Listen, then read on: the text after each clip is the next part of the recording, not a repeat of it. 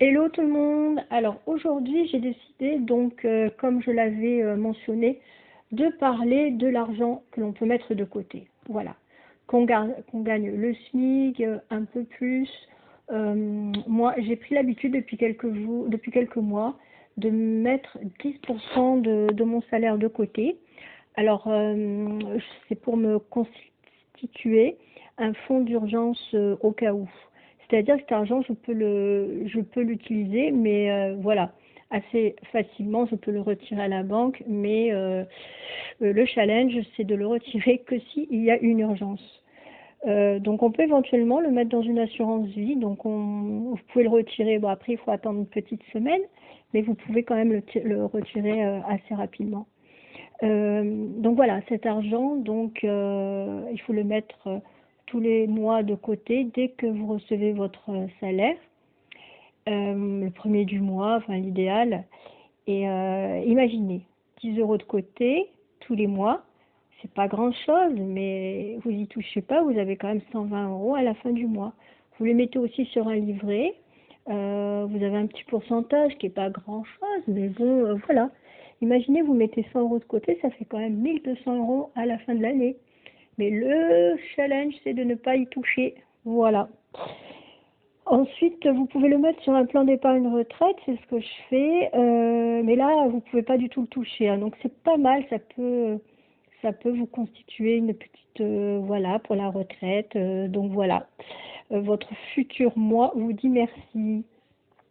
Voilà, donc alors en fait, voilà, donc il faut concrétiser.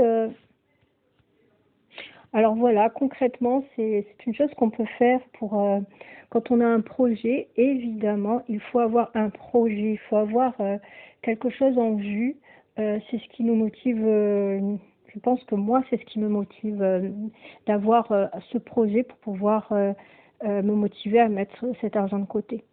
Et puis, ben, il faut se motiver. Rome ne s'est pas fait en un jour. Et on voit beaucoup de gens qui ont réussi, qui sont au top. On se dit, je n'y arriverai pas. Mais en fait, combien d'échecs ont-ils dû essuyer avant d'en arriver là? Comme une danseuse, avant de faire son ballet parfait, combien d'heures de ballet, d'exercices, d'entraînement elle a dû avant d'en arriver là, forcément. Donc voilà, et c'est parce qu'en fait je me suis retrouvée facilement quelquefois le 10 du mois, après des passages difficiles, une rupture, euh, 10 du mois sans plus rien à manger, et surtout après une récente rupture difficile. Que faire? Et voilà, donc vite faire des courses dans un relais drive en pâte. Donc là, quand vous passez dans des moments comme ça, vous vous dites jamais plus.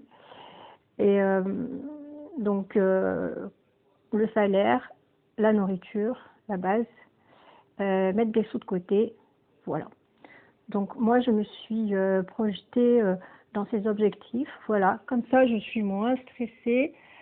J'ai mes placards qui sont remplis. J'ai mis un peu tout de côté. Après, voilà, je traque aussi les bons petits plans pour économiser de l'argent.